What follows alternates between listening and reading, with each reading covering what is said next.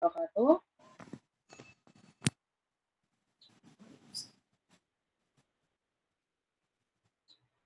Sebelum kita memulai teori hari ini, kita berdoa terlebih dahulu sesuai dengan agama dan keyakinan masing-masing. Berdoa dipersilakan.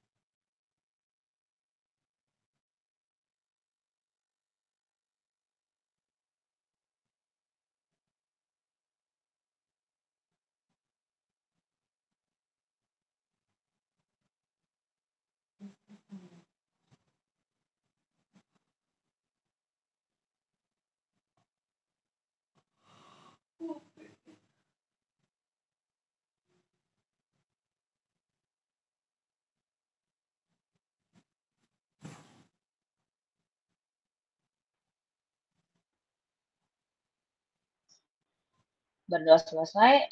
Untuk slide-nya udah kelihatan belum? Sudah, Ibu. Sudah. Oke, saya langsung mulai ya.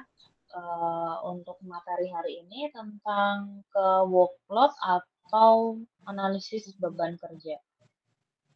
Sebentar.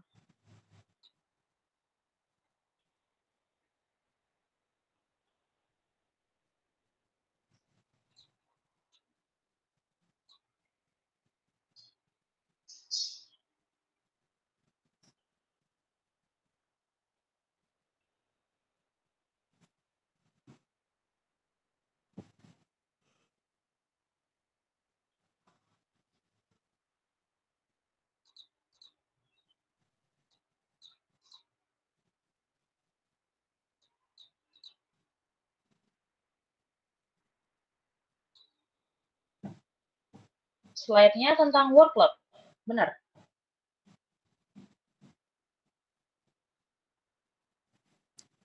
Work condition example.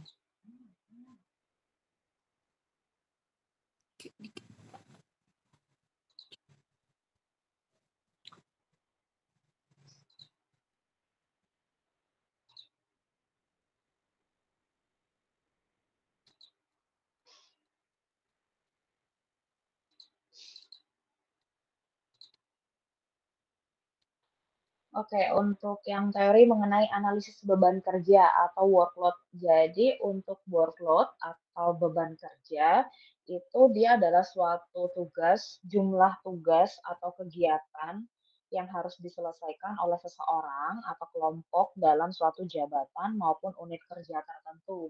Dan itu semua harus dikerjakan dalam waktu atau periode waktu tertentu dalam keadaan normal.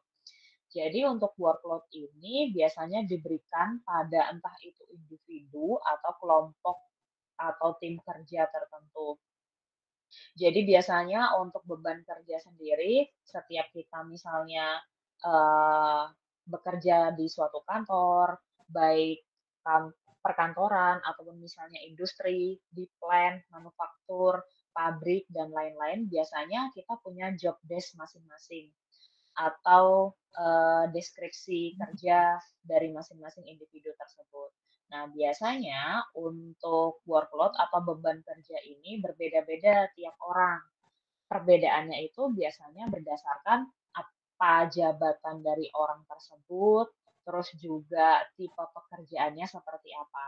Kadang walaupun jabatan yang sama, job desk-nya bisa beda, sehingga nanti beban kerja atau workload-nya juga bisa berbeda-beda. Untuk workload atau beban kerja ini, dia merupakan faktor penting dalam menghitung kebutuhan pegawai. Beban kerja ditetapkan berdasarkan tugas dan juga fungsi unit organisasi yang selanjutnya diuraikan menjadi rincian tugas yang diselesaikan pada jangka waktu tertentu. Jadi pada beban kerja ini biasanya kita ada standar minimalnya. Jadi misalnya kerja seorang kontraktur itu seperti apa, kontraktor sorry. Terus juga misalnya pekerja buruh nanti beban kerjanya seperti apa, manajer kerjanya seperti apa, supervisor kerjanya seperti apa. Jadi nanti udah ada kebutuhan kerjanya, kebutuhan pegawainya seberapa, terus nanti dilihat beban kerjanya seberapa kayak gitu. Jadi disesuaikan antara beban kerja sama jumlah pegawai. Maka dari itu biasanya sih yang mengurusi workload atau beban kerja ini yang menganalisis sebenarnya teman-teman dari SDM. Biasanya untuk fisioterapi dia hanya mengetahui hasil akhirnya saja, apakah hasil akhirnya ketika entah di medical check up atau misalnya ketika sedang melakukan pemeriksaan, beban kerja orang ini terlalu berlebihan atau kurang kayak gitu. Biasanya kalau berlebihan, kita analisis beban kerjanya dilihat berlebihan dari mananya, faktor yang seperti apa gitu. Sehingga ketika kita misalnya ngecek analisis, detail analisis tentang beban kerja, sebenarnya untuk fisioterapi nggak terlalu masuk, tetapi lebih ke SDM atau HR, jadi human resource-nya, manajemen HR atau manajemen dari SDM yang menganalisa beban kerjanya, terus nanti hasilnya baru diberikan ke vendor atau pihak ketiga. Nah, si fisioterapi biasanya masuk ke pihak ketiganya itu yang ngitung apakah beban kerjanya terlalu berlebihan enggak. Karena kalau misalnya nanti berlebihan, efeknya bisa ke arah kelelahan, baik physically ataupun mentally. Jadi bisa kelelahan fisik ataupun mental. Nanti kalau misalnya terjadi kelelahan fisik ataupun mental, maka bisa menyebabkan kecelakaan kerja. Atau mungkin juga bisa menyebabkan penyakit akibat kerja, seperti itu. Terus standar kemampuan rata-rata pegawai ini dalam menyelesaikan tugas dapat diukur berdasarkan satuan waktu atau satuan hasil. Standar kemampuan dari satuan waktu disebut dengan norma waktu, sedangkan standar kemampuan dari satuan hasil disebut dengan norma hasil. Jadi untuk melihat apakah beban kerja tersebut berlebihan atau pas untuk seseorang, biasanya kita ngecek dari norma hasil dan juga norma waktunya. Untuk analisis beban kerjanya sendiri, perhitungannya seperti ini, total waktu baku, terus nanti dibagi dengan total waktu kerja, terus dikali 100%. Itu buat ngelihat beban kerjanya. Nanti total waktu bakunya ngelihatnya gimana? Nah, nanti ada biasanya standar-standar ketika misalnya melakukan pekerjaan sehari itu berapa jam atau misalnya dia pakai sistem shifting atau apa sih penjadwalan kayak gitu atau total kerja kah? Karena nanti setiap pekerja beda-beda bentuk perhitungannya. Atau setiap perusahaan kadang punya apa ya perhitungan beban kerja yang berbeda. Workload, ini yang tadi untuk norma waktu dan norma hasil. Nah, norma waktu sama norma hasil ini dipakai untuk menghitung kemampuan dari rata-rata dari si pegawainya. Untuk norma waktu sendiri itu adalah standar kemampuan rata-rata pegawai dalam menyelesaikan tugas yang diukur berdasarkan satuan waktu. Dalam perhitungannya biasanya digunain orang kali waktu per hasil. Hasil itu apa sih? Hasilnya itu adalah hasil pekerjaan yang dilakukan sama pekerjanya tadi. Jadi misalnya satu orang itu dikasih tugas apa gitu, misalnya ngetik atau dikasih tugas menyelesaikan tugas tertentu. Nanti waktunya berapa? Jadi orang tersebut berapa satu individu kah, dua orang kah, atau misalnya satu tim terdiri dari 5 orang kah gitu. Terus nanti dikalikan waktu pengerjaannya. Nah nanti dibagi hasilnya. Misalnya 3 orang disuruh ngerjain ngetik sesuatu gitu, hasilnya berapa? Berapa lembar misalnya. 10 lembar kah, 15 lembar kah gitu. Nanti baru didapetin normal waktu atau standar waktu misalnya 3 orang itu bisa menghasilkan 15 paper atau 15 lembar ketikan. dalam jangka waktu berapa jam atau berapa menit, misalnya kayak gitu. Itu adalah standar dari norma waktu. Atau bisa dihitung juga dari norma hasil.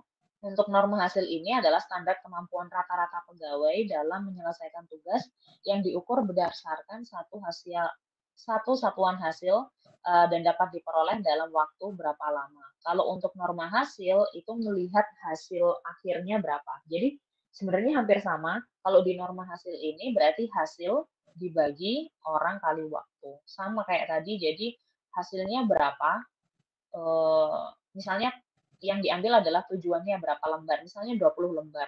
20 lembar ini bisa dikerjakan oleh berapa orang dikali waktu pengerjaannya, kayak gitu. Jadi standarnya ada dua, standar by waktu atau standar by hasil. Karena kadang ada beberapa case atau beberapa kasus yang waktu pengerjaannya nggak urgent, sehingga bisa dikerjakan dalam jangka waktu yang lama. Tapi kadang ada yang mungkin urgent atau misalnya butuh deadline sehingga norma waktu yang dipakai lebih singkat gitu. Atau mungkin sebaliknya yang dibutuhkan hasilnya lebih banyak, tapi individunya dikit, bisa dipakai yang norma hasil.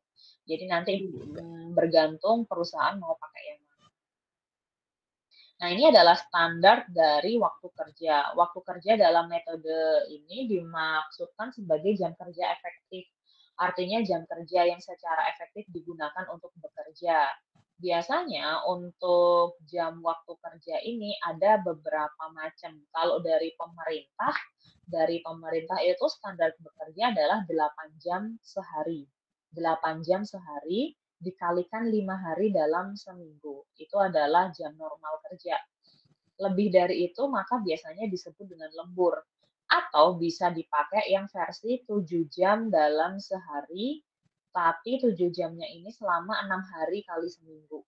6 hari dalam seminggu gitu. Jadi bisa 8 jam, bisa 7 jam. Itu adalah jam kerja efektif.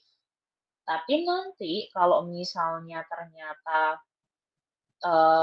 apa namanya, dia misalnya pakai shift, model shift, kalau model shift nanti bisa beda soalnya kalau 8 jam itu biasanya adalah waktu apa ya, waktu dia kerja di jam efektif. Artinya misalnya masuk jam 8, pulang jam 4 sore, misalnya kayak gitu. Tapi kalau ternyata dia shiftingnya malam dan juga melihat bentuk kerjaannya kayak gimana, misalnya dia kerjanya di plant. Plant itu berarti di industri, di suatu industri biasanya, dan biasanya di lapangan atau di offshore-nya. Terus dia harus ngejaga misalnya tangki minyak. Ngejaga tangki minyaknya misalnya dalam waktu 5 jam itu udah termasuk lama gitu. Jadi kadang ada beberapa pekerjaan yang standar waktunya mungkin lebih singkat karena dilakuinnya misalnya waktu malam gitu. Tapi nggak selalu sebulan, 2 bulan dia bakal di posisi itu terus. Biasanya akan terjadi, apa ya namanya, swapping. Jadi swapping itu kayak bulan pertama atau bulan kedua dia ada di bagian tersebut, nanti bulan ketiga dia udah pindah ke job desk yang lain gitu, supaya dia nggak terlalu fatigue atau mengalami kelelahan gitu. Jadi jam kerja efektif itu bisa berbeda-beda tiap pekerjaan atau di tiap perusahaan. Untuk perhitungan jam kerja efektif biasanya bisa digunakan standar sebagai berikut. Jadi kalau misalnya sehari itu ada 5 jam berarti sama dengan 300 menit. Atau kalau misalnya per minggu jadi 1.500 menit. Untuk jam kerja efektif ini biasanya dilihat, jadi misalnya tadi 8 jam itu kan jam kerja total. 8 jam atau 7 jam itu adalah jam kerja total. Nah, nanti dari HR atau dari SDM ngitung kira-kira jam kerja efektifnya berapa. Oh, misalnya 5 jam. 5 jam itu 300 menit. Nah, nanti bisa dimasukkan ke dalam norma waktu yang tadi. Nah, nanti berarti per tahun berapa gitu.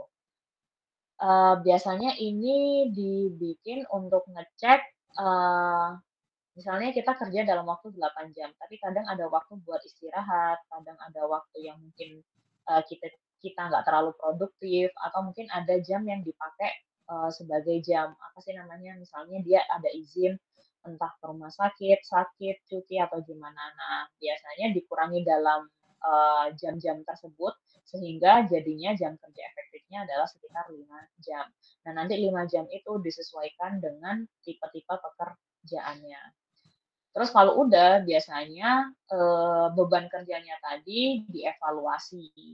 Jadi kalau udah dievaluasi kedapatan nanti hasil hasil akhirnya, si pekerja tersebut memenuhi jam kerja efektif atau enggak, beban kerjanya berlebihan atau enggak, kayak gitu dari perhitungan-perhitungan yang tadi. Eee, di sini kalau misalnya ternyata didapat hasilnya beban kerjanya berlebihan, maka nanti bisa mempengaruhi masa otot atau mungkin bisa mempengaruhi fisik dan mental dari pekerjanya. Yang paling sering kalau dari jurnal-jurnal yang ada, itu nggak, apa ya, biasanya itu antara fisik dan mental tuh sama-sama kena pengaruh dari beban kerja kalau misalnya berlebihan. Cuman bentuk alurnya adalah biasanya fisik dulu yang kena. Jadi kemampuan fisiknya akan berkurang karena beban kerja yang berlebihan. Ketika kemampuan fisiknya berkurang, maka kognitif juga akan ikut. Kognitif itu adalah bagian memori, fokus, terus pemahaman Itu di gitu. mana Jadi lagi kalau pada misalnya ketika ngelilingin fisik kita gua. capek, maka biasanya Tapi tingkat pas kognitif mau kita dimandiin juga sama akan dia. menurun. Kalau Astaga, misalnya dekat dia nggak mengeluh, mampu buat masih coping semangat. atau adaptasi, maka nanti secara psikologi juga biasanya dia akan kena sehingga dia si pekerjanya kena kelelahan, mental atau, mental fatigue, seperti itu. Nah, faktor-faktor yang mempengaruhi beban kerja itu ada 2, ada faktor internal sama faktor eksternal. Untuk fisio biasanya faktor-faktor ini, eee, maksudnya untuk mahasiswa biasanya, sering dicek nih faktor internal sama faktor eksternalnya apa. Misalnya kalau dari faktor internal ada faktor somatis dan juga faktor psikis. Biasanya kalau dari teman-teman mahasiswa, faktor internal tuh sering banget diambil buat skripsi. Entah itu dari usianya kah, pendidikannya kah, latar belakang ekonomi, kayak gitu-gitu. Itu biasanya dimasukin, terus dicek apakah nanti ada hubungannya dengan fatigue atau kelelahan atau enggak, seperti itu. Terus ada juga faktor eksternal. Untuk faktor eksternal ini ada tugas yang bersifat fisik, psikis, sama organisasi kerja. Untuk yang bersifat fisik biasanya dilihat dari beban kerja fisiknya, misalnya beban yang diangkat itu berapa, sikap kerjanya seperti apa, ergonomis atau enggak sih gitu, alat dan sarana kerja mendukung atau enggak gitu. Terus kondisi dan medan kerja gimana. Semakin kondisi atau medan kerjanya menyulitkan pekerja, maka biasanya si pekerja tingkat kelelahannya atau tingkat stresnya akan semakin tinggi. Terus ada juga tugas yang bersifat psikis. Untuk tugas yang bersifat psikis, biasanya dilihat pada tingkat kesulitannya, tanggung jawabnya. Kadang ada beberapa case yang dia itu tugasnya sebenarnya nggak terlalu banyak. Jadi biasanya ini dipegang sama manajer atau supervisor manager atau chief chief itu apa ya? Kepala kepala bagian tertentu. Biasanya kerjaan mereka secara fisik nggak terlalu banyak, teknis pun juga nggak terlalu banyak, tapi mereka suka, eee, bawa project A, B, C, D, E, F, G, terus biasanya projeknya itu berbarengan gitu, terus harus mengepalai beberapa project, sehingga biasanya, tuntutan tuntutan tanggung jawab, tuntutan secara mentalnya lebih tinggi, sehingga biasanya lebih mengarah ke kelelahan mental kalau, pekerja yang, seperti chief, editor, supervisor, manager, kayak gitu-gitu. Terus organisasi kerja itu biasanya dibahas di makro ergonomi. Jadi, entah lamanya waktu kerja itu berapa lama, kerjanya bergilir atau shifting atau enggak, sistem gaji atau pengupahannya gimana, sistem kerjanya gimana, ada waktu untuk istirahat enggak, terus ada juga pelimpahan tugas atau wewenang enggak. Kadang di beberapa sektor kayak apa ya contohnya, buruh misalnya atau blue collar biasanya kalau mereka gajinya itu cepat. Jadi kayak berdasarkan project. Jadi misalnya ada project gede nih, terus buruh-buruh dikasih, gaji dan biasanya gajinya langsung dikasih dalam waktu tertentu, tapi project-nya cuman hanya misalnya 3 atau 6 bulan gitu, atau 5 bulan misalnya kayak gitu. Terus nanti bergilir, begitu proyeknya selesai ya udah mereka udah nggak kerja lagi, misalnya kayak gitu. Jadi nanti pengorganisasiannya seperti apa. Kalau misalnya ternyata pengupahannya, sistem gajinya misalnya cepat, ya mungkin itu nggak akan bikin stres atau beban kerjanya berlebih ya. Tapi kalau ternyata oh uangnya telat masuk kah, atau misalnya gajinya telat, terus nggak sesuai sama beban kerja yang di apa sih namanya dibebankan pada pekerja tersebut, maka itu bisa menyebabkan tingkat stres atau beban kerja dari pekerja berlebihan. Ini salah satu contoh kuesioner yang dipakai di ini sih lebih ke perusahaan kantoran ya. Kalau misalnya nanti di bagian di manufaktur ataupun di plant biasanya jarang pakai yang kayak gini. Kalau mereka ada perhitungannya sendiri. Kalau yang bentuk kuesioner kayak gini biasanya lebih ke manajemen, perkantoran kayak gitu. Ini bentuknya seperti ini untuk kuesionernya. Jadi kayak job assignment atau tugasnya apa, hasilnya gimana tadi. Jadi dilihat perhitungannya, rata-rata waktu penyelesaian, waktu efektif yang dilakukan, bebannya berapa, terus nanti mungkin ada tambahan informasi tertentu kayak gitu. Ini, jadi misalnya job assignment ini dia adalah penugasan pekerjaan, penjelasan mengenai seluruh tugas dari pekerjaan yang dilakukan. Terus kalau yang work result itu adalah hasil kerja atau produk yang harus di apa sih dihasilkan dari individu atau tim tersebut. Average working time itu adalah waktu kerja rata-rata yang diukur menggunakan satuan waktu tadi. Effective working time average itu rata-rata, kalau efektif itu berarti keefektifan waktu yang efektif dalam mengerjakan. Jadi mungkin waktu pengerjaannya rata-rata 5 jam, tapi ternyata waktu efektif yang dibutuhkan hanya 3 jam gitu. Nanti dilihat persatuan harian, minggu atau bulanan. Terus load itu adalah beban atau volume pada pekerjaan tertentu. Additional information adalah informasi tambahan berisi data atau informasi tambahan yang perlu ditulis. Yang jadi apa ya, mungkin butuh tambahan informasi dari HR. Ini bentuk hasilnya, nanti keluar hasil apa sih namanya beban kerjanya, standarnya gimana, nilainya A, B, C, D, atau E. Nanti kalau misalnya ada di bagian D dan E, biasanya baru dapat ke visio buat nanti diatur masalahnya di bagian mana sih gitu. Masalahnya apakah di bagian faktor individu atau faktor eksternal. Kalau misalnya biasanya karena faktor eksternal, kita bantu manajernya seperti itu untuk mengurangi beban kerja yang terlalu berlebihan. Oke, kayaknya itu aja. Ada yang ingin ditanyakan atau ada yang kurang jelas?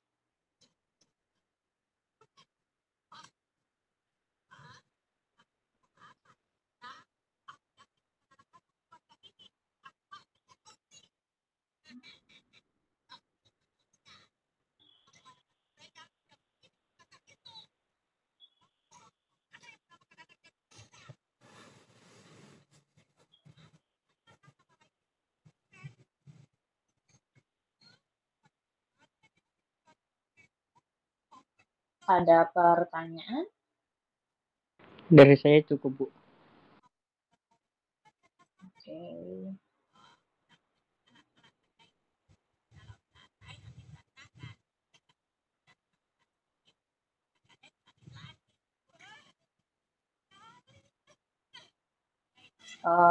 Bentar. Sambil nunggu presensinya, saya cek dulu.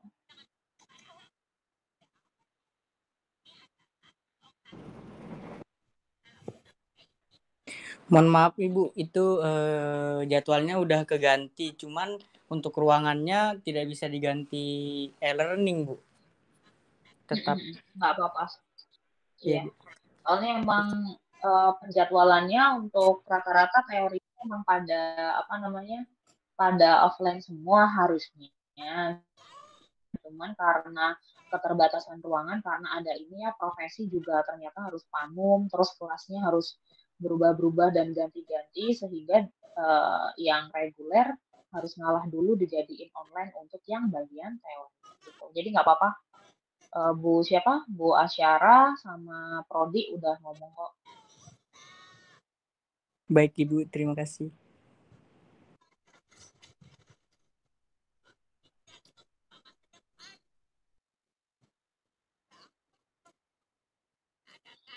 Oke. Kemarin di beberapa kelas kan saya nggak sempat ngasih ini ya, nggak sempat ngasih penjelasan lengkap tentang workload. Sebentar. Kok workload sih, work conditioning atau work rehabilitation program. Jadi saya review sebentar.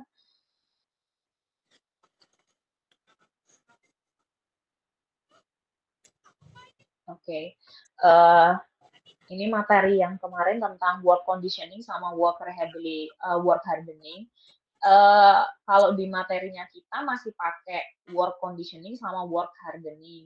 Tapi kalau secara di lapangan biasanya udah nggak pakai WCP atau WHP lagi. Jadi biasanya untuk WCP sama WHP ini diganti namanya jadi program rehabilitasi di tempat kerja atau WRP, Work Rehabilitation Program. Dan ini merupakan salah satu program dari pemerintah juga, walaupun belum bisa dicanangkan di semua perusahaan. Tapi udah mulai banyak lah istilahnya yang menggunakan program WRP ini. Jadi WRP ini dia adalah intervensi yang diarahkan untuk memfasilitasi pekerja dalam memenuhi tuntutan kerja. Siapa sih yang butuh melaksanakan WRP ini? Biasanya orang-orang yang dia punya gangguan kecelakaan kerja atau penyakit akibat kerja. Jadi mungkin kalian pernah dengar case-nya ada orang dia harus misalnya dia kena kecelakaan kerja, tangannya kepotong. Misalnya tangannya kepotong dan harus diamputasi waktu di tempat kerjanya. Jadi misalnya kena mesin apa terus hingga harus diamputasi. Itu merupakan salah satu kecelakaan kerja. Terus habis diamputasi gimana? Apakah si pekerjanya nggak bisa kerja lagi atau dia langsung dipecat kah atau dia dikasih pesangon kah atau gimana kayak gitu.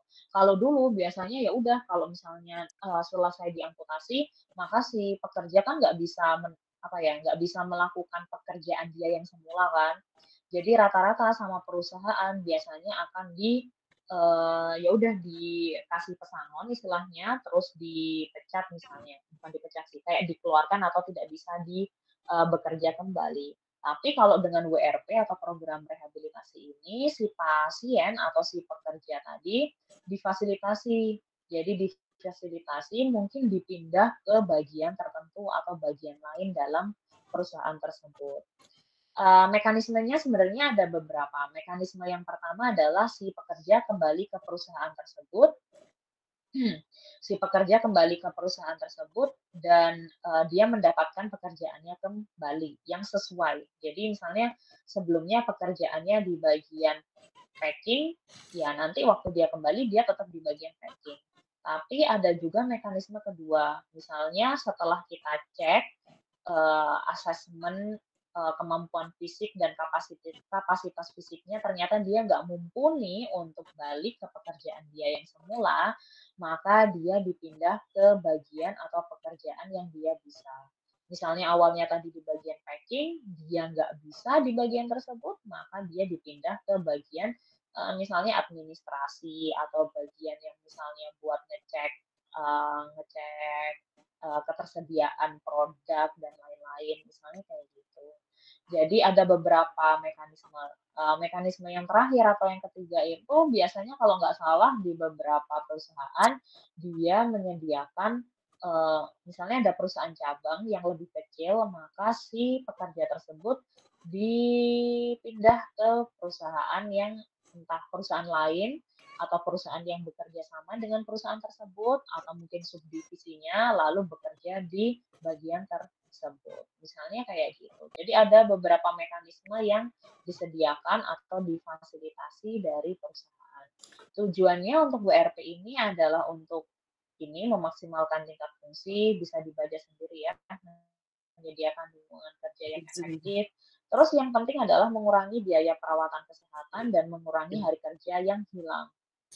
Banyak case kayak pasien ini kelihatannya sepele, kayak cuman gangguan muskuloskeletal aja, istilahnya kayak cuman low back pain, bukan kecelakaan kerja.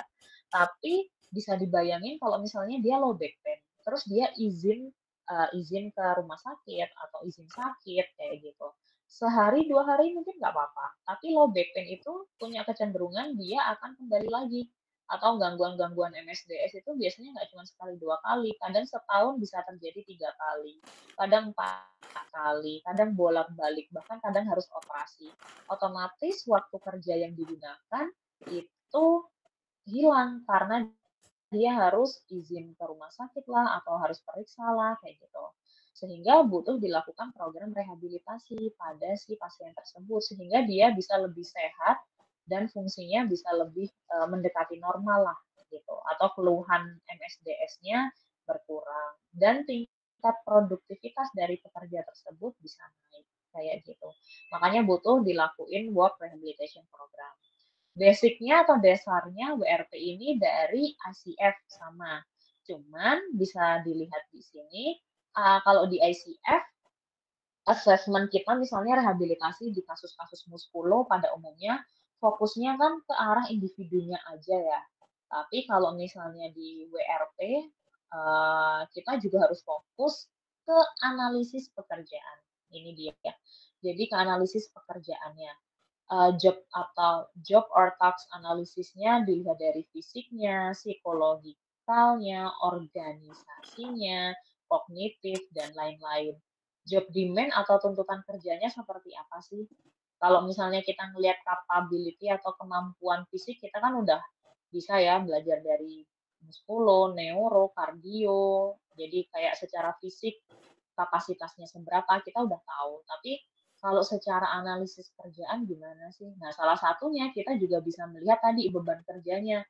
Beban kerjanya lebih ke arah fisik kah? Atau lebih ke arah mental, lebih ke arah psikososial, organisasi, atau apa kayak gitu. Baru nanti kita tetapin tujuannya seperti apa, intervensinya seperti apa, evaluasinya pakai apa, kayak gitu. Nah, kalau dibedain WCP sama WHP, WCP itu dia garis besarnya adalah mengembalikan fungsi struktural kita. Jadi kalau di WCP atau Work Conditioning Program, fokusnya itu ke bagian struktural, baik secara neuromuskulo, fungsi motorik, ataupun fungsi kardiovaskuler. Jadi fokusnya lebih ke arah kapasitas fisik dari pasien tersebut.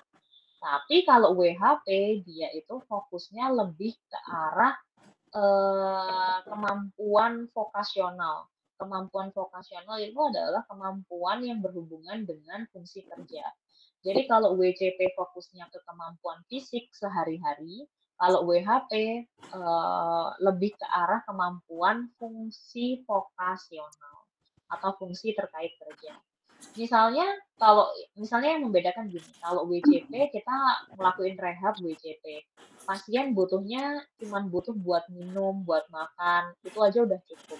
Berarti kita ngelakuin intervensi supaya si pasien bisa makan dan bisa minum. Tapi kalau di WHP ternyata pekerjaannya butuh bawa troli, butuh mengangkat beban yang berat, butuh mengangkat beban lebih dari 10 kilo. Otomatis kalau kita ngelatih dengan cara yang sama kayak WCP tadi, maka nggak kesampaian goals kita atau tujuan kita. Sehingga ada penyesuaian goal antara yang bagian WCP sama yang WHP gitu. Tuntutan kerjanya butuh apa sih? Butuh bawa beban kah? Atau harus misalnya duduk selama 5 jam, 6 jam, 7 jam kah? Atau misalnya dia ternyata harus berdiri, kadang di bagian manufaktur tuh pekerjanya pada berdiri 3 atau 4 jam. Dia sanggup nggak? Kayak gitu. Nah, nanti kita sesuaikan dengan fungsi vokasionalnya. Seperti itu. Itulah yang membedakan antara WCP sama WHP. Ini adalah tim-tim dari WHP, ada fisio, okupasi, psikolog, konselor kerja, ada professional rehabilitation, terus biasanya ada dokter kesja juga, jadi dokter kesja atau dokter kesehatan kerja, ini dia kerjasama sama fisio ataupun okupasi sebagai tim kesehatan dari perusahaan tersebut. Seperti itu. Yang butuh di highlight lah istilahnya, di highlight di program rehabilitasi di tempat kerja itu evaluasinya. Mungkin kalau assessment kita rata-rata sama lah, sama atau mirip dengan kasus-kasus di muskulo ataupun di neuro ataupun kardio. Cuman di sini evaluasinya adalah simulasi, intervensi sama evaluasinya. Kalau misalnya di bagian simulasinya, mungkin kita buat ngelatih kekuatan kita bisa pakai TheraBand biasanya kalau di klinik gitu kan, pakai TheraBand atau pakai dumbbell atau mungkin pakai mesin atau alat-alat yang ada pembebanannya gitu. Tapi kadang hal tersebut nggak sesuai dengan kemauan atau tujuan waktu di lapangan. Ternyata di lapangan butuh yang dibutuhkan itu si pekerja bisa contohnya ini apa sih, saya lupa. Pemadam kebakaran dia harus bisa crawling, itu apa sih, merangkak. Dia harus bisa merangkak dalam waktu berapa menit gitu, terus dengan jarak seberapa jauh gitu, dengan kondisi dia merangkak terus. Kalau misalnya dia punya low back pain, kita harus ngelatih intervensi. Mungkin intervensi kita bisa pakai bridging atau mungkin bisa pakai core stability exercise. Tapi itu pendekatan secara struktural. Tapi kalau secara fungsional nanti bisa nge-cover nggak pemadam kebakaran tersebut untuk bisa merangkak di tempat yang sempit dan dalam jarak yang jauh gitu.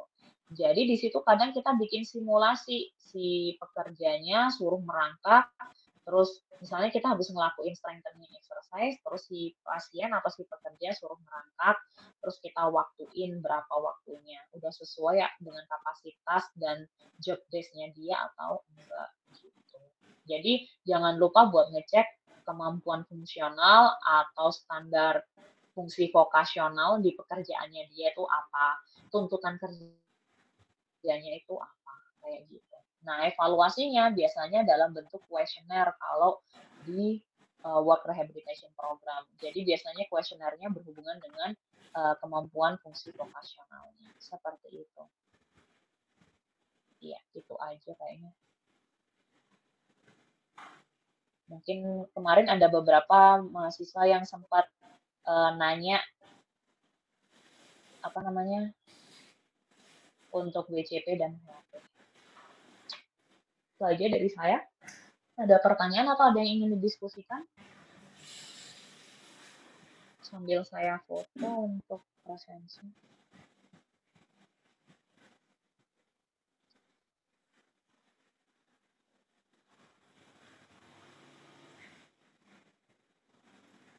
Nggak ada? Ada apa enggak? Kalau nggak ada, bilang nggak ada, silakan bertanya.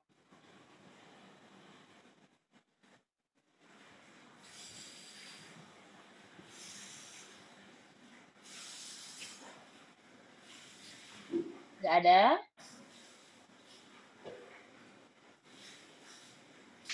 Dari saya belum ada, Ibu. Oke, semoga tidak ditinggal tidur ya, saya ngomong dari tadi.